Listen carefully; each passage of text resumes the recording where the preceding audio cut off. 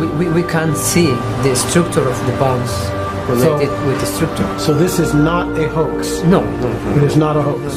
Hello geng, apa kabar? Saya harap kamu semua sehat saja. Tidak ada yang kesana kesini, tidak ada yang kesana kesini, Kesana, kesini. Buat rekan-rekan yang tidak mengerti cara penyampaian saya, mungkin logat saya terlalu original Sabahan atau logat kampungan. Jadi kamu tidak mengerti cara penyampaian saya. Saya tidak boleh meniru cara percakapan orang Semenanjung atau orang Bandar, karena saya dilahirkan di kampung. Dan bahasa pertuturan utama saya di kampung itu adalah bahasa dusun, bukan bahasa Malaysia atau bahasa Melayu.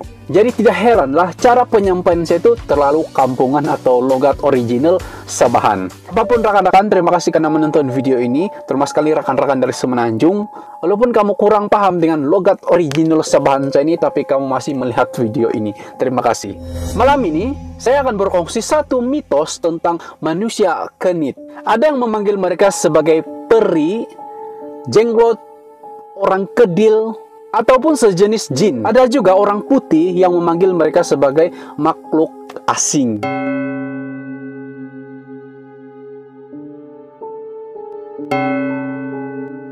Nah kawan-kawan, satu ketika dahulu ada satu mitos tentang manusia kedil ini atau kenit. Tapi persoalannya adalah, benarkah manusia kenit itu benar-benar wujud? Jadi Anda komen di bawah, adakah Anda percaya dengan mitos ini? Bagi rekan-rekan kita yang pernah melihat sendiri mitos ini atau manusia kedil ini, mungkin mereka percaya dengan cerita ini.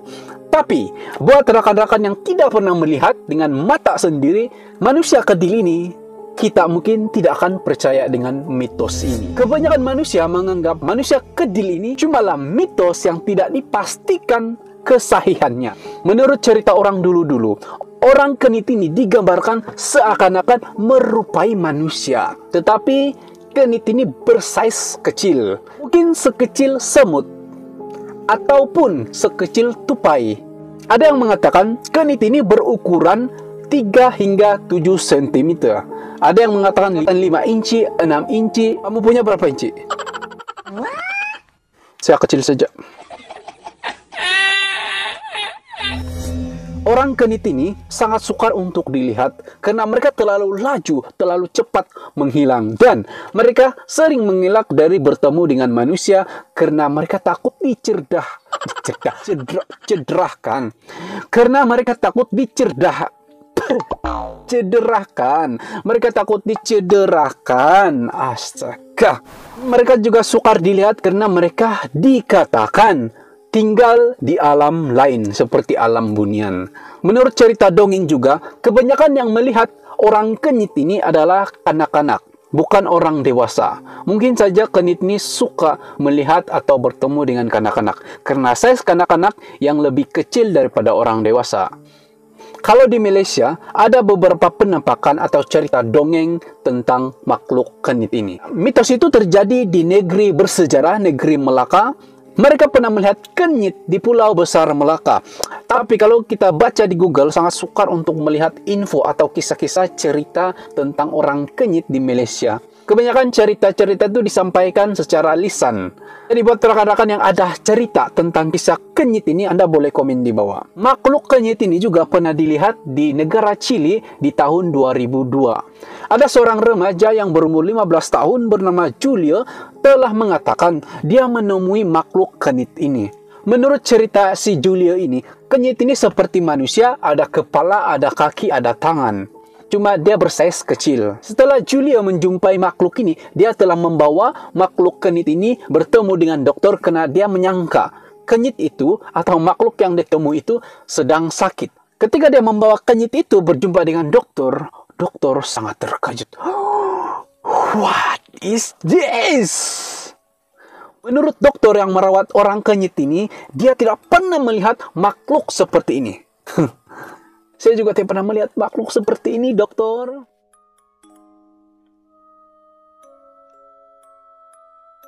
We can't see the structure of the bones related with the structure. So this is not a hoax. No. It is not a hoax. Sayangnya kawan-kawan, 8 hari kemudian makhluk yang dikatakan sebagai kenyit itu telah mati. Mati kah meninggal? Mati.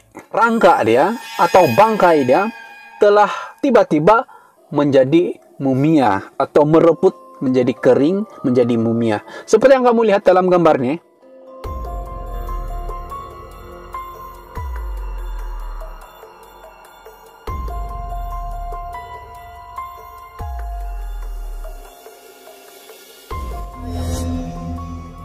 Selain dari cerita tadi, ada juga kisah orang kenyit ini terjadi di negara jiran kita, Indonesia.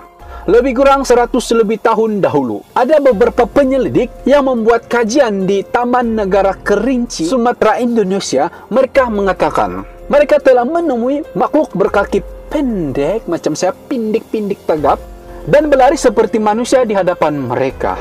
5 tahun kemudian setelah cerita itu, ada seorang saintis hewan telah menemui jejak atau tepak kaki orang kenyit ini. Tapi dia tidak pernah melihat makhluk itu di depan matanya. 2 tahun selepas kejadian itu, ada seorang pengurus ladang Belanda mengatakan dia telah melihat orang kenyit di sebuah hutan berdekatan Bukit Kabas Selatan, Jambi, Indonesia. Tidak hanya itu kawan-kawan, tahun 1989, kisah ini kembali heboh. Seorang penulis bernama Deborah telah menemui tapak sangat kecil seperti tapak tangan kanak-kanak.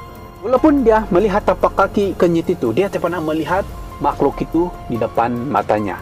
Selepas 5 tahun, Deborah akhirnya melihat makhluk itu atau kenyit itu di depan matanya sendiri. Dia menceritakan kenyit itu sempat melihat Deborah. Ting, ting. Lalu tiba-tiba dia menghilangkan diri di hutan. Sebenarnya kawan-kawan, banyak lagi kisah tentang kenyit ini. Banyak orang yang punya pengalaman bertemu atau melihat orang kenyit ini. Tapi mereka cuma ceritakan secara lisan, tidak dibukukan atau tidak ditulis. Apapun yang namanya mitos belum tentu benar. Karena di dunia kita ini ada alam lain lagi, ada dunia lain lagi. Kita tidak tahu yang di dunia lain. Mungkin saja banyak makhluk-makhluk yang menjadi mitos itu benar-benar ada. Jadi saya tinggalkan Anda semua dengan persoalan ini, biar Anda tidak dapat tidur berpikir tentang kewujudan kenyit ini. Bye!